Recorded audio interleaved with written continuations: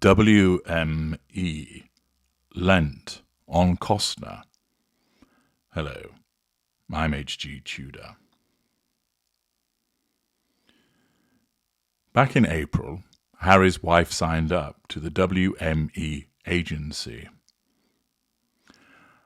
I considered in a video yesterday, is it the case that they're looking to torpedo her, or do they regard her as an unmanageable client, that they've been given the brief from hell to try and create value for Harry's wife, make her more popular, get her deals, get her more exposure, etc.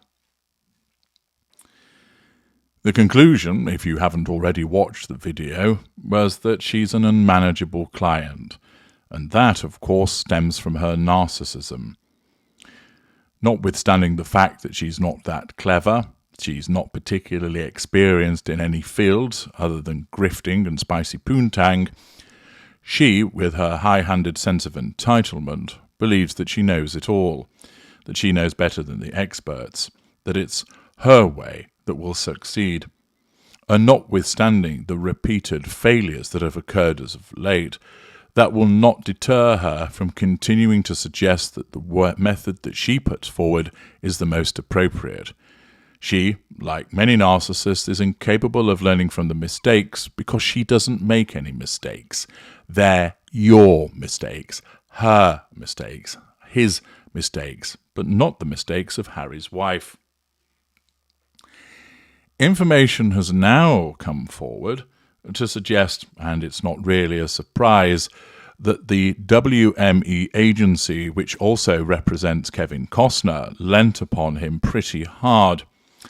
This information comes through the subreddit, St. Harry's Wife, they use her real name, I do not, and a post that comes from CounterLogic77, who was reported on something that was posted on X by Naomi Skye, who was also reporting from what Lady Colin Campbell had to say. Yes, the news percolating through the different groupings there. But the outcome is that Lady Colin Campbell says that WME represents or has a connection with all of the celebrities who were at the Costner event. Her understanding is Kevin Costner was lent on pretty hard and, rather begrudgingly, allowed Harry and Harry's wife to be special guests. He did it unwillingly. He made sure there was no connection between him and Harry's wife. This would stack up in my estimation. What reason would there be for Harry's wife to be at that event? Is she known for supporting the activities of first responders? No. The only person that she supports is herself.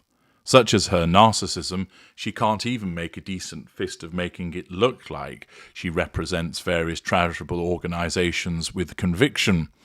Now, most people who've got functioning brain cells are able to identify that where she becomes involved, it's purely for her own interests, namely the drive for the prime aims of control, fuel, character traits, and residual benefits.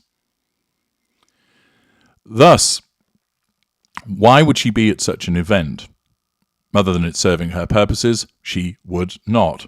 She's not known for having a connection to first responders, and she's not known for having any connection to Kevin Costner. But of course, she, through her magical thinking, started to believe that she could star in Bodyguard too. Hence the articles a little while ago suggesting that she might be cast in that role. It's utter nonsense. But you can imagine that she believes that this will happen, and so she turns up at the agency or gets them on a Zoom call and says, Kevin Costner's going to have me as his co-star in a remake of Bodyguard 2. Really, says a bored and disinterested and near bald agent who has been fed up of her nonsense to the extent of pulling their hair out. When did this come about? Oh, rumours have reached me through my various people. I want you to make it happen. Right, says the agent. Well, he obviously wants me. Why wouldn't he? He talked about Diana being cast in the role, and I am, of course, the resurrection of Diana. I channel her spirit, so it makes sense that I would appear in Bodyguard too, and therefore that's why Kevin wants me. Okay, says the agent, but has Kevin contacted you to ask you to take that role? No, not yet, but he's just being shy about it. He doesn't want to look like he's being desperate, but we both know that that's what he wants. Says the agent. Do you not think it would be better if we waited for Kevin to actually confirm that you're wanted in this film? Are you going to make it happen or not? Am I going to have to come down there and tell you about how it should be done? And you can well imagine this is the way that Harry's wife goes on, that she harangues those agents into doing what she wants, reminding them that they're obligated to do things for her, threatening them, tantruming them, tapping her fingers on the desk until they do what she wants, and that she seriously believes that she ought to be given that role, and therefore that's why there is a connection between her and Kevin Costner. Remember, because of the narcissist's magical thinking, they believe that when somebody that smiles at them in the street because they're just being pleasant and that's a normal human interaction, that person wants to marry them and have their babies. That is the way that the narcissist mind works. And with Harry's wife, the level of delusion that operates within it will tell her, yes, Kevin Costner wants me to be in the Bodyguard too, despite there being no evidence whatsoever. But her deluded mind will find that evidence. It will suggest that he has been sending her coded messages through his YouTube videos, if he has a channel, or that something he said in Yellowstone demonstrated that he wanted Harry's wife to be in the Bodyguard too. You may think that sounds absolutely batshit crazy, and it is, but the deluded minds of certain narcissists do indeed work that way, that they pick up on something that's entirely innocuous, that is nothing to do with them, and because they believe themselves to be the centre of the universe, they take that innocuous information and believe that it's directed at them. An obvious example is individuals that believe when somebody's saying something in a YouTube video, it's specifically targeting them when it's not. Thus, Harry's wife has behaved this way and therefore has caused her agency to lean on Kevin Costner.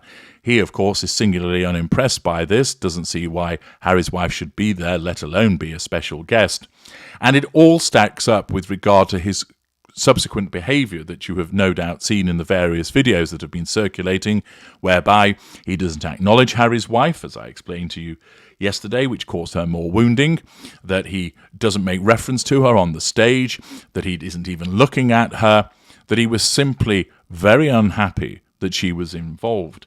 And therefore it makes entire sense, the suggestion that Costner was lent upon by his agency to involve Harry's wife. You could imagine also the agent saying, please, Kevin, just invite her. She's making my life absolute hell. Really appreciate the big favour if you do something. It will stop that deluded woman ringing me up. And Costner, feeling sorry for the relevant agent, said, okay, they can come, but don't expect me to be pleased about it and don't expect me to talk to her. It makes perfect sense. But what it also demonstrates, of course, is the level of unpopularity that Harry's wife has, the fact that she can't pick up on that unpopularity because her narcissism won't let her, and how the agency is really, really struggling to do anything with her. Talking about the agency's view about her, more about that in the next video. I'm H.G. Tudor.